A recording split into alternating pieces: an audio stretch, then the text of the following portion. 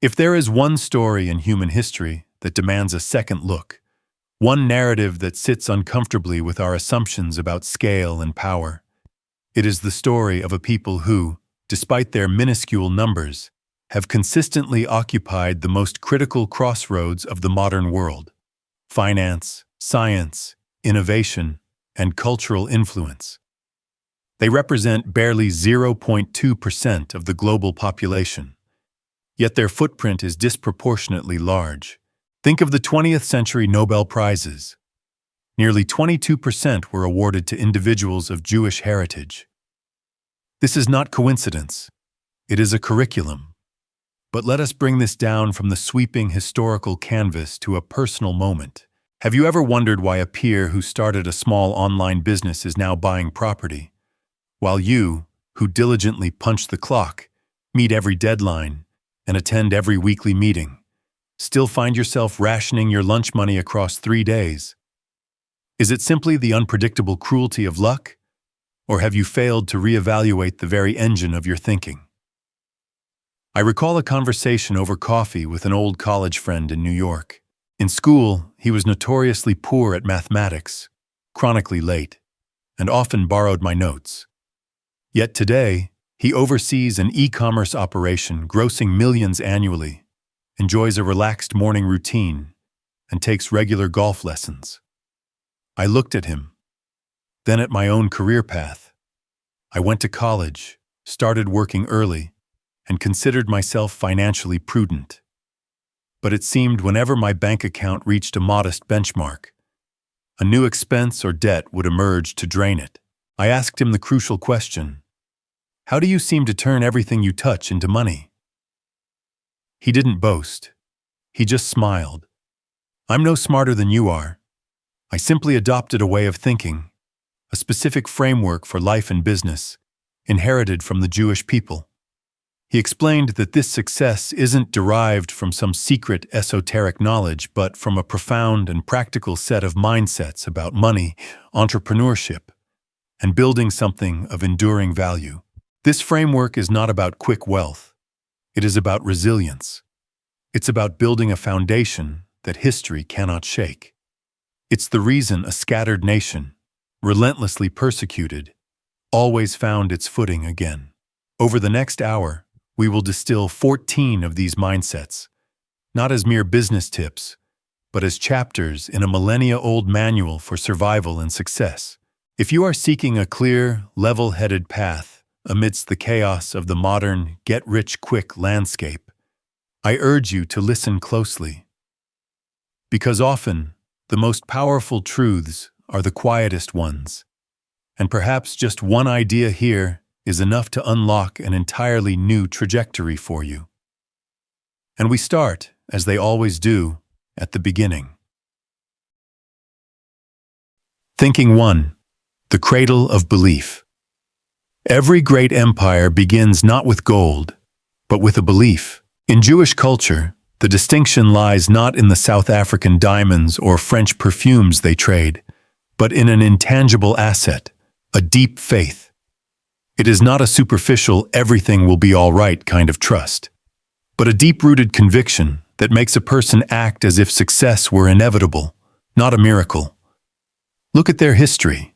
This people had seen their sacred temple destroyed twice, had spent thousands of years wandering, and had been expelled from almost every land they had ever set foot in, from ancient Babylon to the dark ghettos of Europe. They had no land, no army, and were often barred from their traditional occupations.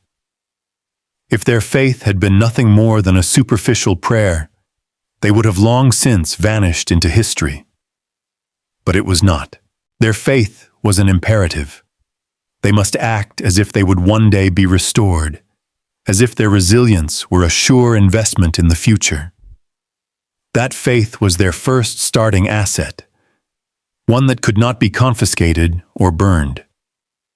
The story of the fish head and the first lesson illustrates this beautifully. The story goes that a pagan man was sailing with a Jew. Seeing the other man's cleverness, he asked why the Jew was so clever. The Jew just smiled and replied, "It's because we eat fish heads." The pagan immediately wanted to try it, and paid the Jew 20 groschen for a fish head. Only after he finished eating did he suddenly remember. The whole fish only cost 15 groschen. He angrily exclaimed, "Are you fooling me?" The Jew calmly replied, "See, the fish head is starting to work. You may laugh at this story, but behind that laughter is a gentle tap on the way we think. The Jews don't sell fish. They sell the psychology of value. Success doesn't start with money or a product. It starts with the belief you have. Do you truly believe you deserve success?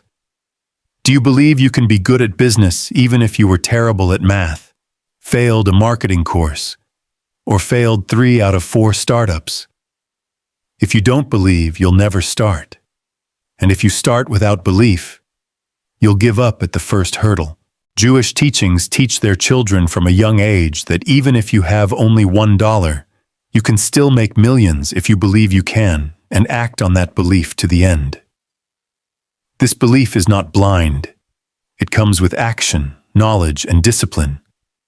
But without that core of belief, all knowledge is just rubble, unable to build any structure. I was once a skeptic, and you probably are too. There was a time when I thought I didn't have what it took to be an entrepreneur. I was afraid of people, didn't know how to price my products, and always felt underfunded. Then one day, I heard a rabbi say online, "You're not poor because you don't have money. You're poor because you think you always will be." It was like a gentle, yet sobering slap in the face. I realized that every time I said, "I can't do it," I was closing the door to opportunity before it could knock. From then on, I started changing my language. I can't do it yet, but I can learn. I don't have the capital, but I can start small.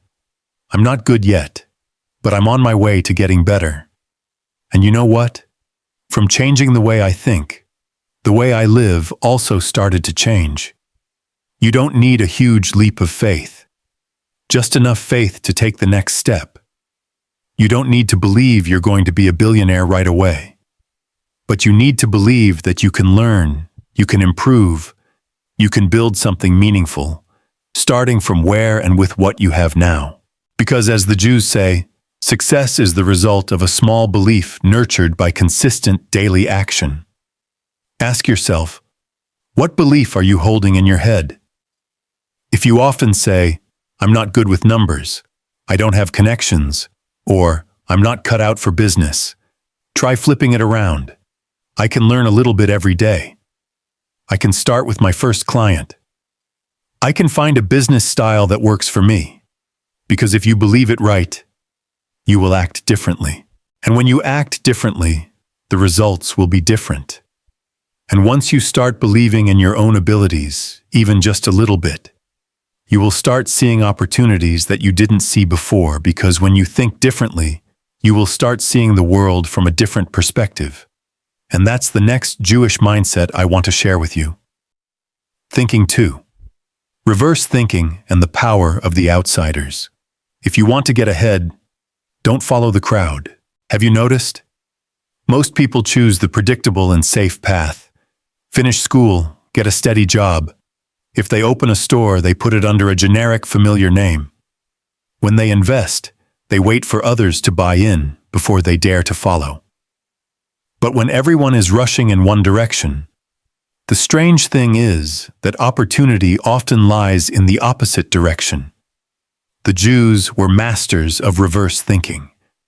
This was not a whimsical strategy, but a survival skill honed over thousands of years. When they were barred from owning land and pushed out of traditional agricultural and handicraft industries in Europe, they were forced to find areas where no one else wanted or considered them, such as money lending, finance, and cross-border trade. This exclusion created an inadvertent advantage. To survive, they had to see what others did not, to think differently from the majority. In Jewish culture, children are encouraged to ask inverted questions early on. If people ask, "How can I sell more of my product?" Jews ask, Is there a way to not sell it, but still have customers want to buy it? If the entire market is racing to lower prices, they ask, is there a way to raise prices, but still have customers waiting in line? They don't like to push their way through the crowd. They stand back, observe, and then steer in a direction that few people are paying attention to. A small story, a big move perfectly illustrates this. The story goes that a well-dressed Jewish businessman walked into a large New York bank. He was wearing a fine suit, a diamond watch, opened his wallet, and pushed his stock portfolio across the desk. But then he did something that astounded the banker. "I would like to borrow $1. The room erupted in laughter, but he remained calm, presenting mortgage papers for $500,000 worth of property. After completing the procedure, the bank manager was so curious that he asked, "Why did you borrow only $1? The man replied gently, "I need a safe place to keep my assets for a year, and renting a safe deposit box at another bank costs a fee. Here I only pay $1 in interest." No one said a word, and that's the moment an entire system learns from a contrarian. Contrarianism isn't about trying to go against the crowd in vain. It's about seeing the loopholes in logic that they don't see. You don't have to be eccentric just to be different. Contrarianism is simply about not accepting things as the default truth. Don't be so quick to believe that just because everyone else is doing it, it means you should too. For example, while others open a busy street-front coffee shop, another sells takeaway coffee from a motorbike and then opens a whole franchise chain. While the whole market pours money into advertising, a startup grows through free Facebook groups and becomes an empire in a niche market. The practice of reverse thinking starts with a question. Next time you're about to do something out of habit, stop and ask yourself, what if I did it the other way around? If I didn't advertise, how would customers find me? If I didn't lower my prices, how could I still sell a great product? If I didn't follow the crowd, is there a path that only I could see? You don't have to have the perfect answer right away. Just start asking the question again, and your brain will gradually become a radar for opportunities that others miss. It's a small lesson that can change your entire business mentality. In an age where anyone can live stream, create an online store, or invest in cryptocurrency, being different isn't about being superior. It's about minimizing competition, minimizing attrition, and disrupting with your own unique perspective. Jews don't believe in quick wins. They believe in the road less traveled, but more effective. And when you start looking differently, thinking differently, and acting differently, the world opens up. But then another challenge arises. How can you play by the rules and still stay 10 steps ahead of your competition? The Jews don't just think backwards. They also know how to bend the rules in a clever, legal, and effective way. That's what we'll explore next. Thinking 3. Understanding the rules to create an advantage. Americans often joke that the smart person is the one who finds a way around the rules. Jews don't get around the rules by diving into the dark. They learn the rules thoroughly, nook and cranny, and then take a path that few people notice. They don't break the rules. They understand the rules better than anyone else. And because of that, they play the game. Remember, historically, Jewish communities have often faced harsh, constantly changing edicts and regulations from local governments. To survive, they had to develop an extremely meticulous mind in analyzing legal texts, looking for legal interpretations and loopholes not to cheat, but to optimize and protect their assets. For them, the law was not a barrier, but a strategic map containing the routes of least competition. The classic story of Rooney and the 10,000 gloves is a perfect example. A Jewish businessman named Rooney wanted to import 10,000 pairs of high-quality gloves from France to the United States. When he checked, he found that the import duty on a complete pair of gloves was very high. If he imported the entire shipment, his profit would be very small. Others might complain or accept the cost. But Rooney did not. He split the entire shipment in half. The first batch consisted of only the left gloves, packaged as defective, stock, shipped to the US, and deliberately missed the deadline. As a result, US Customs were forced to auction off the shipment, which few people were interested in. Rooney bought it back at a very low price, almost duty-free. A month later, he imported the right gloves, this time beautifully packaged, with a clear origin, and cleared customs quickly. The result? Rooney got 10,000 pairs of high-quality gloves at the lowest possible tax rate, and even made a profit from the auction he created. This is not a scam. This is the strategy of a man who knows the law.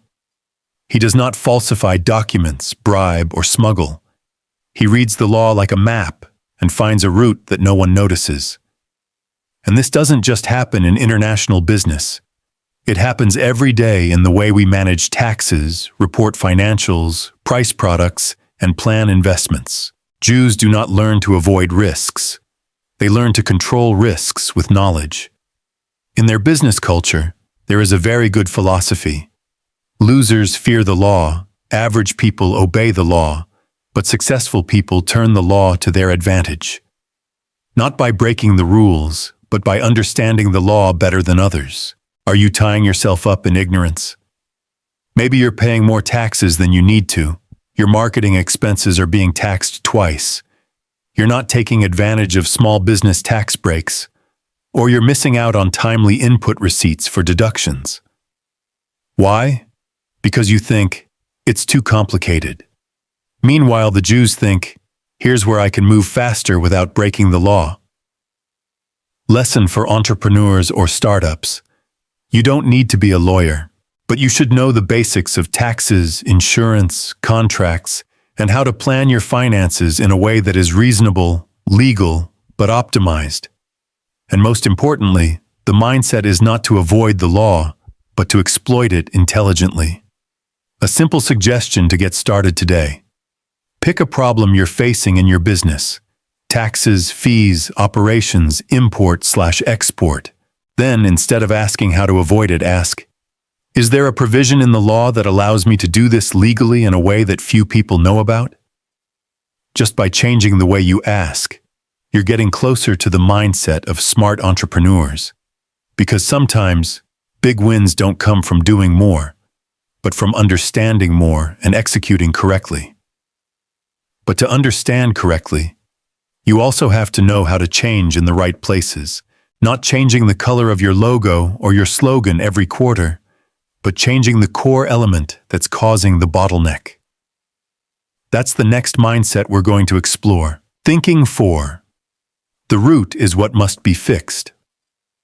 First, have you ever seen a struggling store suddenly change its sign, repaint the walls, change its slogan to a foreign language to sound trendy, and advertise its 4th grand opening in a year? After a few weeks, customers are still scarce, and the owner sighs, I guess I'm just not relevant. Yes, change is necessary, but the Jews have a different perspective. When the tree wilts, don't blame the leaves. Examine the roots. Skin tightening is a common disease in modern business. We obsess over visible changes, logo changes, website redesigns, flash sales. But these are like bandaging an external wound while ignoring the malignant tumor inside. Unwise fixes can destroy the parts that are working well. The story of the chickens and the lesson of correcting them brings a deep sting. A farmer named Power ran to his neighbor in panic. Half my chickens are dead, the neighbor suggested. Maybe it's the feed. Try switching to wheat bran. Power did so, and the next day, 15 more chickens died. The neighbor said, maybe the water is too cold. Try giving them warm water. Power continued, but the chickens kept dying. Finally, only a few chickens survived. Power said sadly, there are only a few left. I'll give up. The neighbor calmly replied, what a pity. I still have other methods that I haven't told you about yet.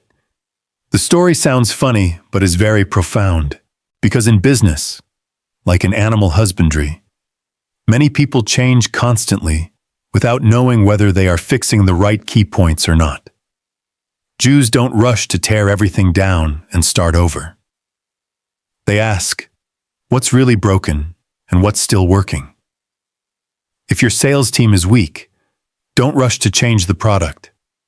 If your product is good, but customers aren't coming back, the problem may be your after-sales service or the delivery experience. If your customers trust you, but your sales are still falling, it's likely your operating costs are eating away at your profits. In any system, business, finances, personal life, or relationships, the part that needs fixing is often not the most obvious part. Successful people fix the broken gear, not throw away the whole clock. Jews compare a business to a mechanical watch. If the hands stop working, they don't throw the watch away. They take it apart to see which gears are stuck or where the oil has dried up. Fix the right thing, and the whole system runs like new. If you feel something is wrong and change everything, after a while you won't even realize what you're doing. Lessons for young entrepreneurs or those confused in their careers. Don't rush to change careers before you know why you're not growing. Don't rush to quit your job before you know what you need to learn. Don't rush to change the look of your website when your product doesn't solve a real customer problem. Stop for a moment and ask yourself 3 things. 1. What is the core of what I am doing? 2. What is working well and why? 3. Where does the real problem lie and why does it arise?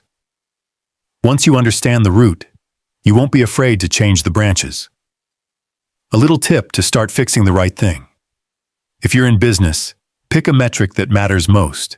For example, customer retention rate. Then map out the reasons why that metric is low. Don't guess. Look for evidence. You might find that customers aren't coming back because they can't remember the brand name, not because the price is high. Or customers are complaining about the staff's attitude, not the drinks. When you fix the root, the whole tree will blossom again. But knowing where you went wrong and correcting it is only half the problem.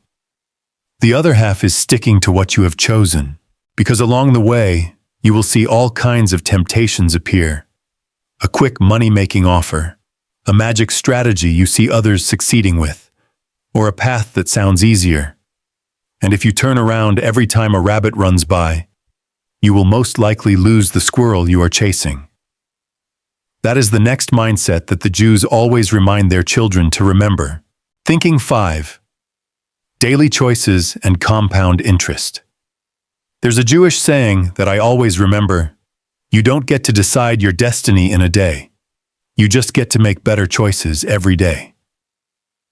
It sounds lighthearted, but it's a serious truth. Because most destinies aren't decided by a single big event, but by hundreds, thousands of small choices every day. Historically, under constant political uncertainty and bans, Jews have developed an absolute respect for the strategic nature of micro-decisions. They cannot rely on the stability of government, so they must rely on stability in personal and family behavior. The story of 3 men in prison and 3 different fates is a humorous yet profound lesson in foresight. The Jews tell a story. 3 men were sentenced to 3 years in prison. Before going to prison, each man was allowed to take 1 item with him. The American chose 3 cartons of cigarettes. The Frenchman chose a beautiful girl, and the Jew chose a telephone that could connect him to the outside world. 3 years later, the American came out first, shouting, "Please give me a light. I haven't smoked a cigarette in 3 years because I don't have a lighter." The Frenchman came out with the girl, carrying a child, and she was pregnant with her second child. His choice also had a happy ending, but a bit hectic. As for the Jew, he came out, shook the guard's hand, and got into a waiting luxury car. Because for 3 years, he had used his phone to maintain relationships, make investments, and run his business remotely. The right choice sometimes is just thinking a little further. Choices aren't always obvious. Sometimes they're hidden in the small things. Choosing to sleep in for 15 more minutes or wake up and read for 15 minutes. Choosing to spend money on the weekend or save up to invest in a course. Choosing to trust your fear or believe in a new possibility for yourself. Each of these actions, day by day, may seem small, but cumulatively over a year, 3 years, 10 years, you'll be in a completely different place. The compound effect, the difference of 1% every day. Jews believe in the power of compound interest. If you improve yourself $1% every day after 1 year, you are not only better $365% which is close $3,800% about $37.78 times. But if you reduce only $1% every day, after a year, you will hit rock bottom. Just like money in a savings account, the longer you leave it, the more interest it will earn. The same is true of thinking, and the same is true of action. The choices you make today are the interest of your future. Action lesson: how to make better choices every day. No dramatic changes required. Just 3 small things every day. 1. Wake up 15 minutes earlier to be more proactive. 2. Write down something you learned to remember it better. 3. Reject a bad habit and replace it with a positive one. Because in the end, successful people aren't people who make a single great decision. They're people who make small, right choices over and over again. Jews don't choose comfort. They choose efficiency. A glass of wine today may relax you, but a page of a book today may change your future. An expensive meal may make you happy for a few hours, but a good investment can bring freedom for a lifetime. Jews teach their children, don't choose what makes you comfortable, choose what makes you go further. So if you want to change your life, don't just look at the big picture. Start by making the right choice today. And one of the most important choices is not how much money you have, but how you view money. The Jews don't idolize money, but they do believe that how you use it is how you live. And that's exactly the next mindset we'll explore together. Thinking 6. Money is a mirror of character, not just a number. What is money? For many, it is a means. For others, it is an end. But for the Jews, money is a mirror. The mirror reflects the face. Money reflects the soul. In Jewish tradition, tzedakah, meaning justice or fairness, often understood as charity, is seen as a duty, not an optional action. This immediately positions money not only as a personal tool, but also as a moral responsibility. How you earn and spend your money is seen as the most accurate measure of your business ethics and personal values. Jews do not deify money, but they do place great importance on the transparency and integrity that comes with it. They teach their children that money does not have morals, but the person who holds it does. The story of the 3 men and the lost money shows how this philosophy is applied in practice. The story goes that 3 Jewish men were traveling together on Shabbat, a holy day when they were not allowed to carry money.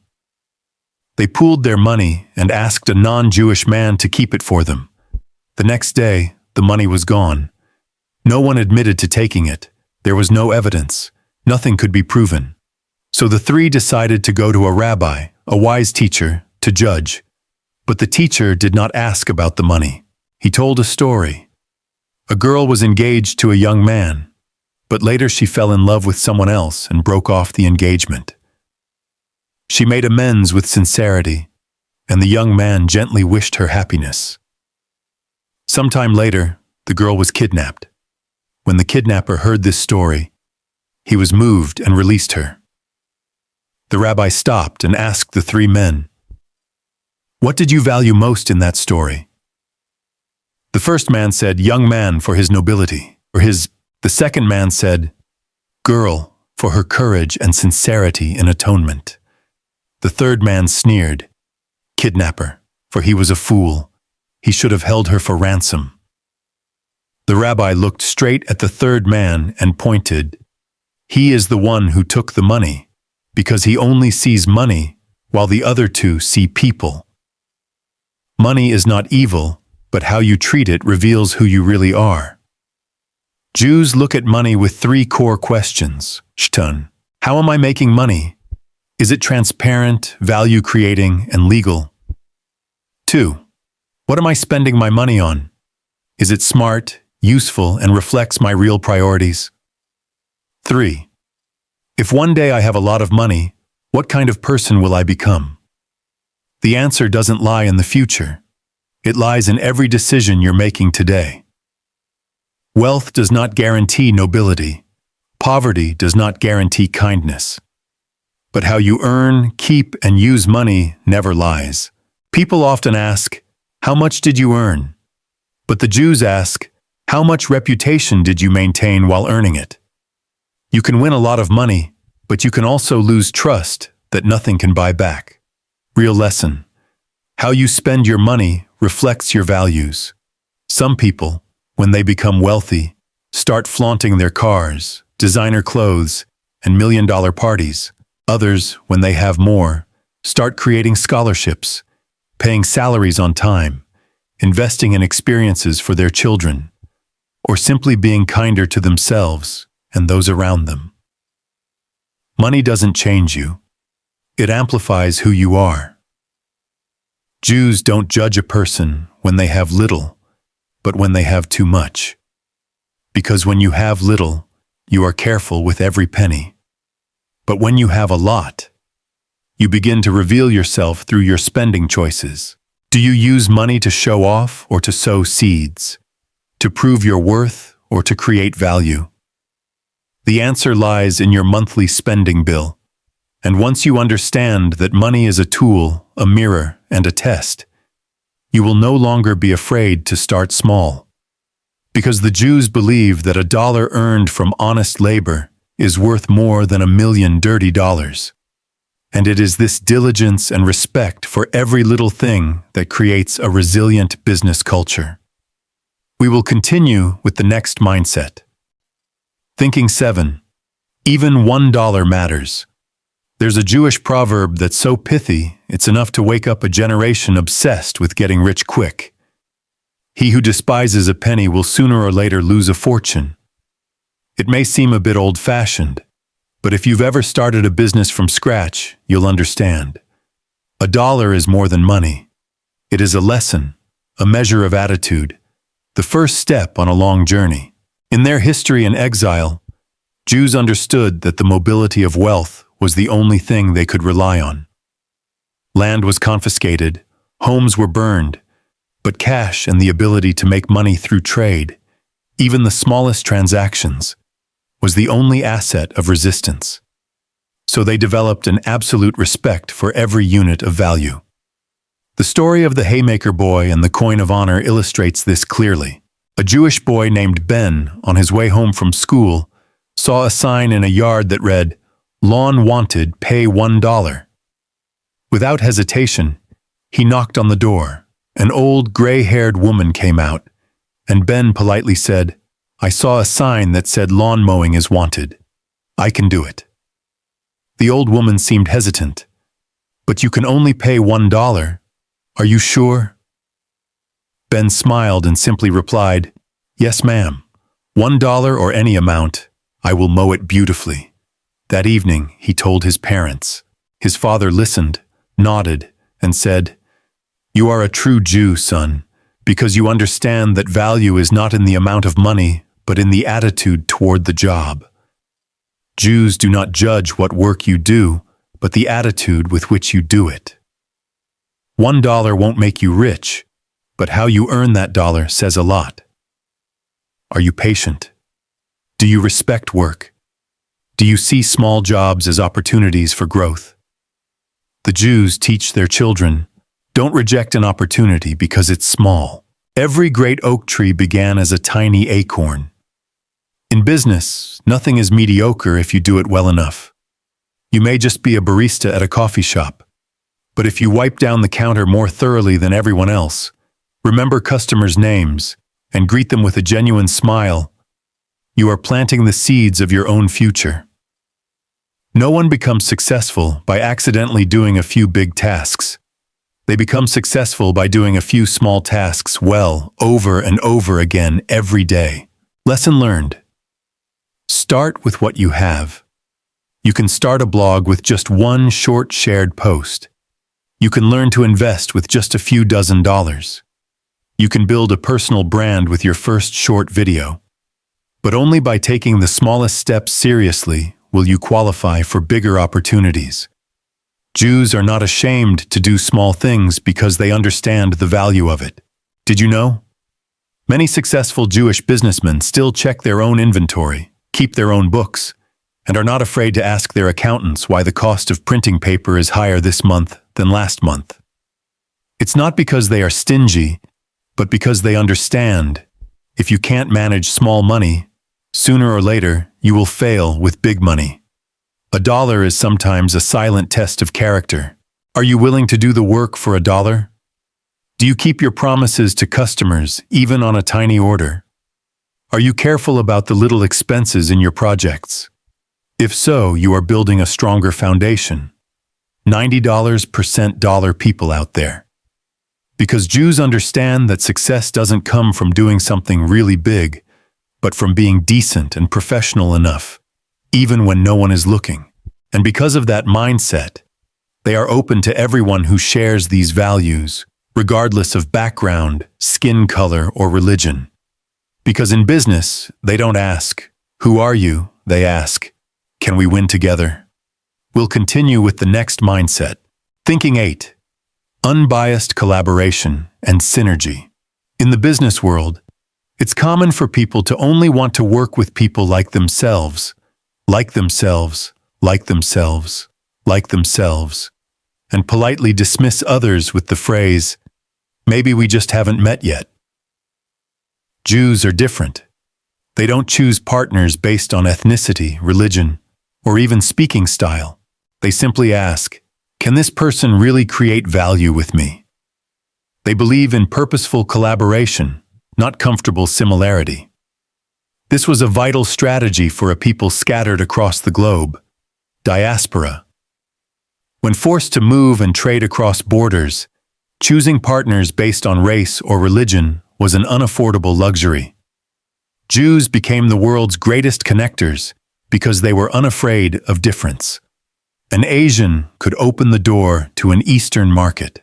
A Latino could help tailor a product to the local culture. A person of color in Africa could be a bridge to an entire ecosystem you would never otherwise have access to. Jews are not afraid of difference because they understand that difference is a resource, not a barrier. The story of the spice merchant in the Middle Eastern market is a historical one. There was a Jewish spice merchant who traveled to Middle Eastern markets every year to source his wares. At first, he was looked at warily by the Arab merchants because of his different religion, appearance, and language, but he did not try to blend in by pretending to be like them. He listened, memorized each spice, and asked sincere questions. What kind of food does this spice go in? How do the locals prepare it? A few months later, he was not only a regular customer, but also a middleman helping those Arab merchants sell their goods to Europe. From an outsider, he became an indispensable connector. Jews teach their children, don't collaborate because you feel comfortable. Collaborate because you see fit. They don't choose partners because they get along, but because they can get the job done. Not because of similarity, but because of complementarity and mutual progress. You may be different, but if you keep your word, fulfill your commitments, and share a common goal, they will join you. Lesson for young entrepreneurs. Overcome your biases to keep your opportunities. Maybe you're missing out on a good partner because he's a little reserved. She's unfamiliar with the startup lifestyle, or he didn't graduate from a top school. Ask yourself, Does this person have qualities I lack? Do they have a network, perspective, or skills that complement mine? Business isn't a beauty pageant or a test of personality. It's a game of synergy. Jews can join hands with opponents when the time is right. They do not hold grudges for long, do not pay attention to small differences, and do not let the past hinder the future. They believe that a timely handshake is worth 10 years of meaningless confrontation. Success does not come from playing alone to keep clean, but from choosing the right people to go the long way together. A little tip for expanding collaboration. Whenever you meet someone new, don't ask, "Is this person like me?" Ask, "Can this person help me see something I haven't seen before?" And if the answer is yes, don't hesitate to open up, listen, and start with a small task. Because, many lasting Jewish business relationships began with a small conversation, a simple meal, or even a transaction of a few pennies. They don't look down on small amounts of money, nor do they look down on new acquaintances. Because for them, every penny is a brick in the foundation. Every relationship, no matter how small, can become a big door. And that's the next mindset. Thinking 9. Small thinking. 9. Small money is the foundation. Saving is more than just calculation. There is a deeply held belief in Jewish culture that you will hear over and over again if you are lucky enough to have tea with an elderly Jew. There is no such thing as big money, only lots of small money added together. It sounds simple, but it is a philosophy that has helped them survive wars and build business empires wherever they have gone, from small markets in the Middle East to big banks in New York. During the period of persecution and emigration, the Jews were forced to develop an extremely refined sense of thrift and money management. They could not rely on banks or fixed assets, as they could be confiscated at any time. Cash, carefully managed, penny by penny, was the only guarantee for the future. For them, thrift was not about being frugal, but about living consciously, not wasting, not spending carelessly, not just rushing to pay off debts. Thrift was a kind of inner discipline, not a lack of resources. The story of the dropped coin and the bending down to pick it up is very thought-provoking. One day, a young student passed an old Jewish man crouching in the middle of the street. The boy asked, "What are you picking up, sir?" The old man replied, "A single coin." The boy sneered and shook his head. "You are old. What is a coin worth?" The old man just smiled. "That's why you are poor and I am not. Jews do not measure money in units. They measure it in time and opportunity. A penny today, if saved and invested properly, can become 10 pennies in the future. A small expense overlooked every day can accumulate into thousands of dollars lost in a year." For them, bending down to pick up a penny is not stinginess, but respect for the labor and the ability of that money to earn interest. You can see a Jewish boss sitting in a multi-million-dollar boardroom, still asking the accountant why the cost of printing paper increased $5/% this month. It's not because they're stingy, but because they understand. Whoever can't handle small money isn't qualified to handle big money. Practical lesson: how to apply the saving mindset effectively. 1. Track your daily spending.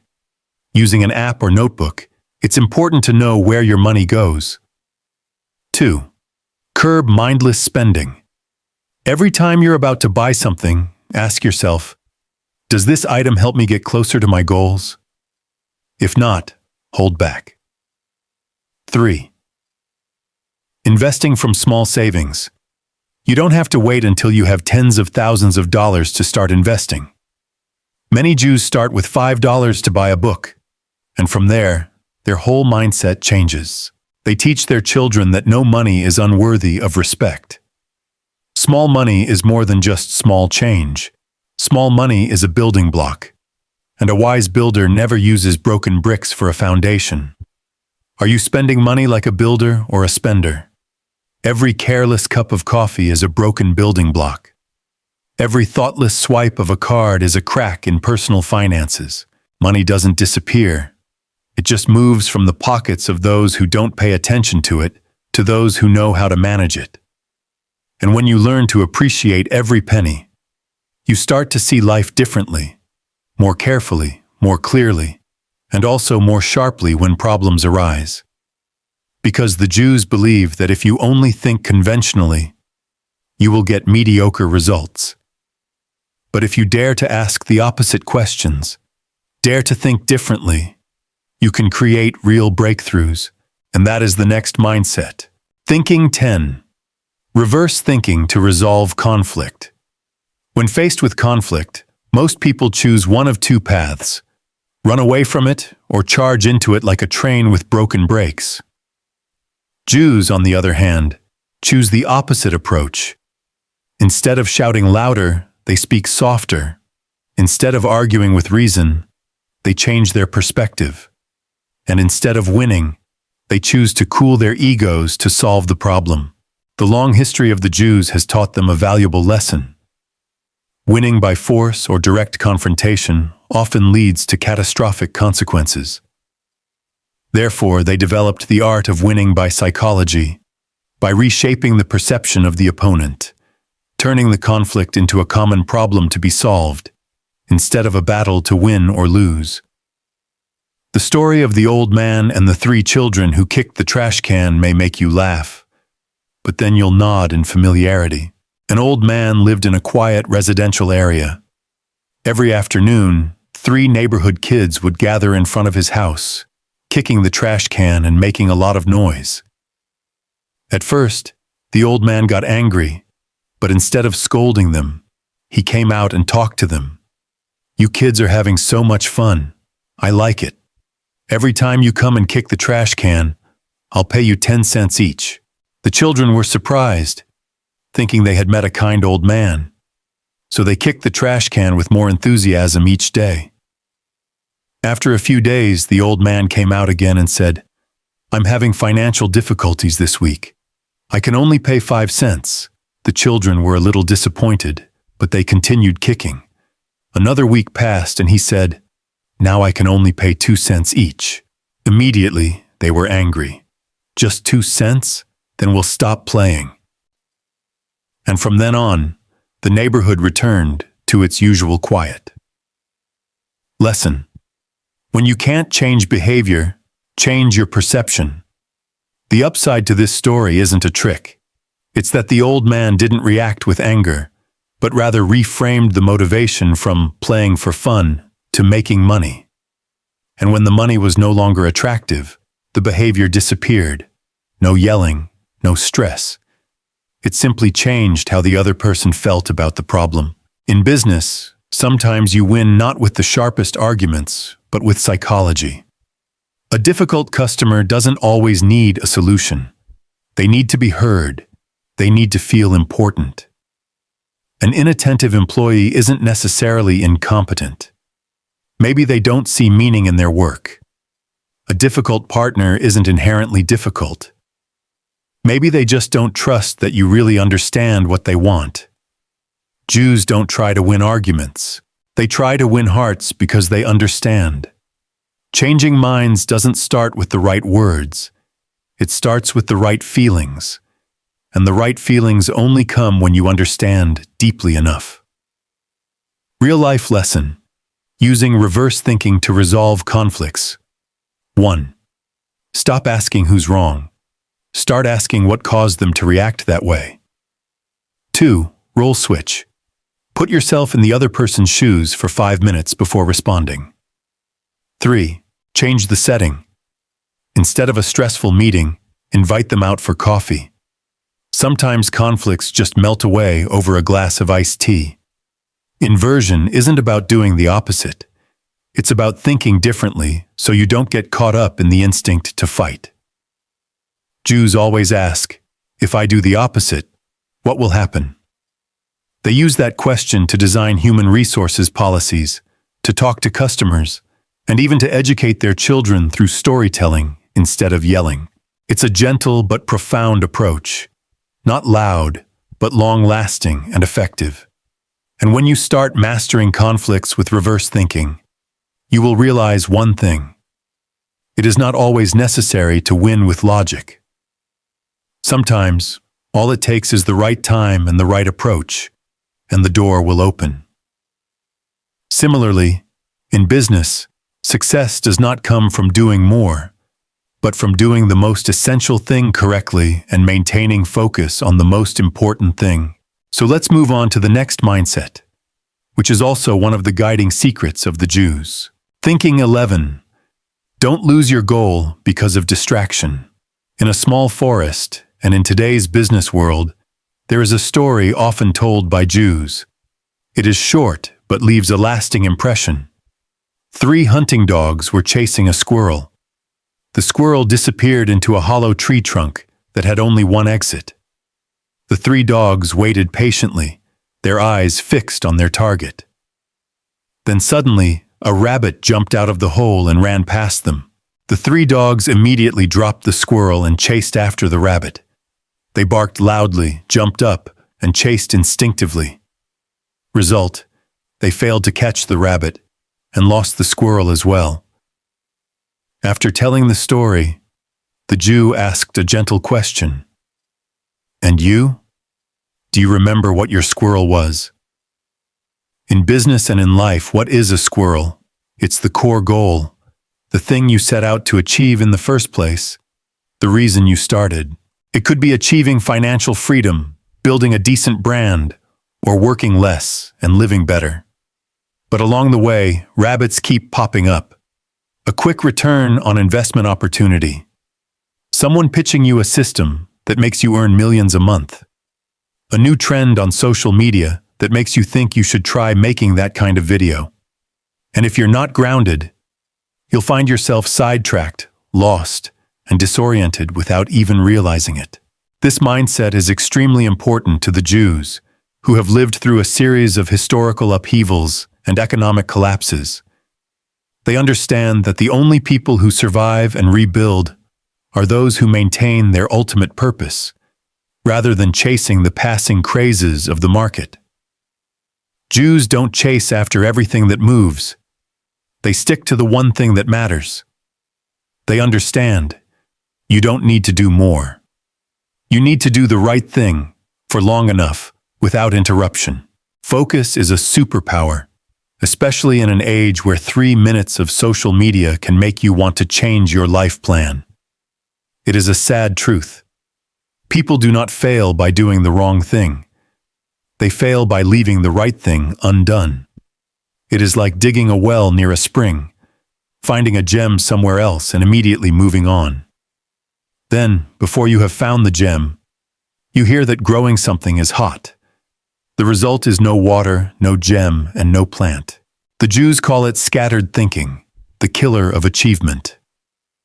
Real-life lesson: how to stay focused in the midst of information storm. 1. Always write down your one big goal for the month and post it somewhere visible. 2. Every time a new opportunity comes up, ask yourself, does this get me closer to my core goal? If not, don't pursue it. 3. Set a rule. Don't change your strategy for 90 days. Don't switch from creating a course one day to affiliate marketing the next, and then deciding to take yoga classes the day after that to build your personal brand. Don't let the hype get in the way of what's really important. Just stick to one thing, one step a day, one small improvement a week. After a year, you will have gone further. $90% dollar, those who give up halfway. Because when you know how to protect yourself from rabbits, you not only save time but also keep faith in yourself. And then you will notice another interesting thing. Others do not need to force you to change. They just need to tap into your inner motivation, and you will move forward on your own. That is the next mindset of the Jews and the secret to their leadership, management, and inspiration of others. Thinking 12. Management through understanding. In many traditional management models, it is commonly believed that to get people to work effectively, You have to be tough, give orders, and maintain discipline.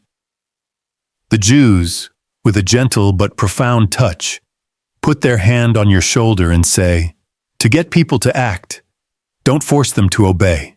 Make them want to do it. This understanding stems from the rabbinic tradition and its emphasis on education, debate, and deep interpretation of the Torah, Bible. Leaders in Jewish culture are often teachers, not bosses. Teachers do not use power to coerce, but rather use knowledge and understanding to inspire and unlock inner motivation. The story of the husband who forgot his keys is a small example, but it reveals this whole way of thinking. Late one night, a Jewish man came home from work late. When he got to the door, he realized he had forgotten his keys. He rang the bell, but no one answered. He called out loudly, banged on the window, still no sound. Finally, he paused for a few seconds, changed his voice, and pretended to be his little child. "Mommy, I'm sleepy!" Immediately, the wife inside jumped up as a natural reflex and rushed to open the door. Not angry, not confrontational. It was just a matter of understanding the psychology, tapping into the right emotions, motherly instinct, and solving the problem. Management is not about telling people what to do, but about making them want to do it. Jews don't believe in the boss and follow model. They believe in the model. I understand what you need, and I connect it to the common goal. They do not motivate employees by dry KPIs, but by the meaning of the work they are doing. In a business, what makes an average employee proactive? It is not a salary increase, only short-term efficiency, nor a deadline, only pressure, but when they see that the work is valuable to themselves. Jews teach that people do not act because of a command. They act because of the belief that they are contributing to something meaningful. 3 things Jews do very well when managing others. 1. Listen deeply. Not just hear the words, but understand the underlying motives. 2. Personalize motivation. Each person is driven by a unique spark. 3. Communicate visually. They tell stories and use metaphors instead of rigid commands. A good Jewish leader doesn't have to shout. He just has to say the right thing, like playing an instrument. You don't get a good sound by hitting the keys hard. You have to hit the right note, at the right time, with the right intonation, to make the music come out. Practical lesson: applying empathy thinking in management. Ask instead of judging, what makes this difficult for you? What do you need to do better? Create a safe space for employees to speak their truth. A coffee chat instead of a stressful meeting in the conference room can unlock a lot of issues. Look at people through the lens of growth, not perfection. Instead of criticizing mistakes, start by recognizing what they do well. Jews don't nurture employees. They nurture motivation.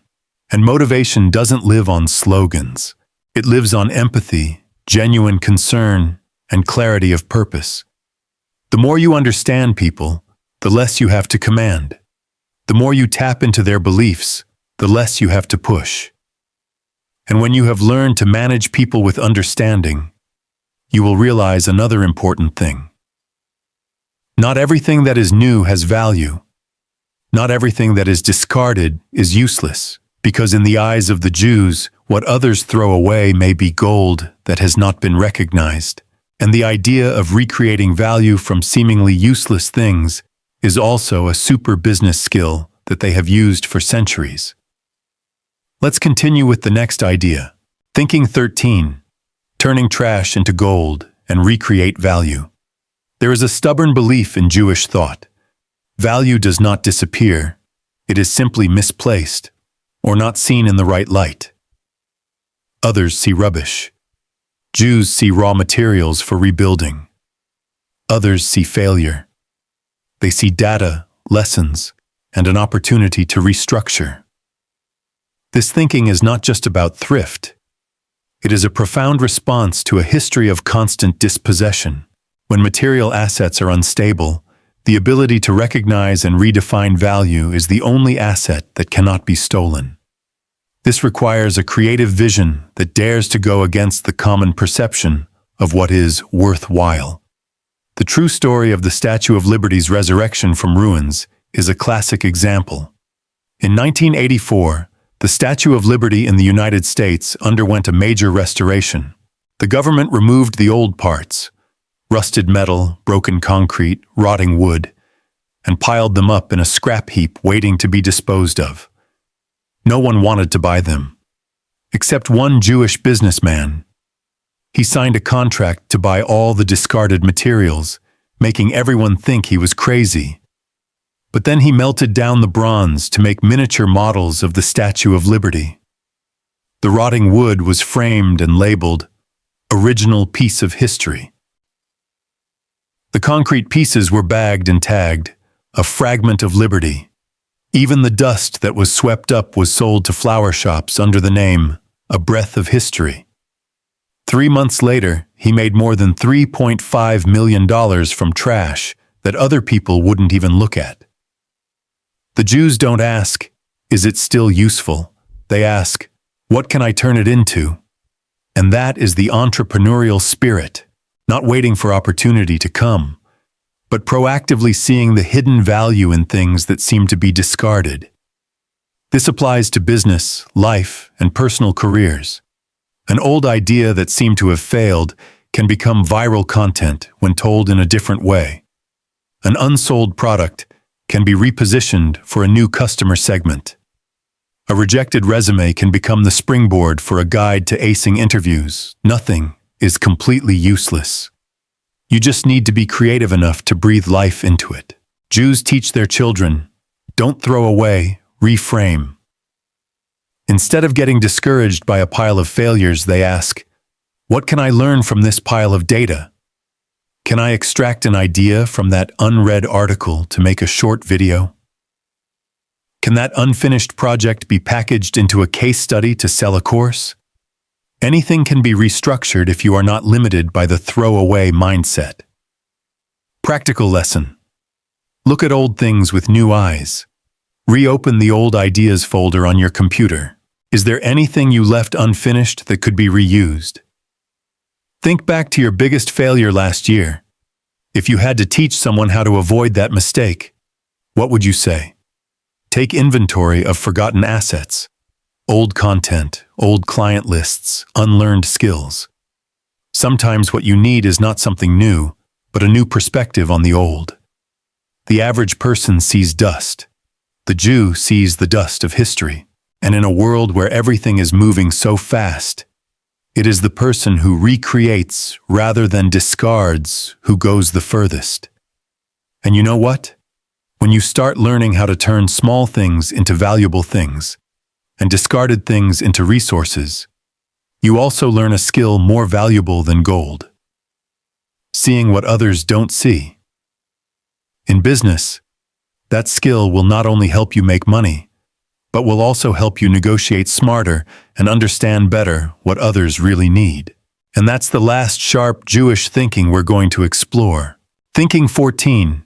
Negotiation with understanding, dividing rightly, not equally. In the eyes of the Jews, negotiation is not about winning the maximum, nor is it a win-win illusion, where everyone must get an equal share. They do not divide equally. They divide rightly. Divide rightly according to the real needs of each person in the negotiation.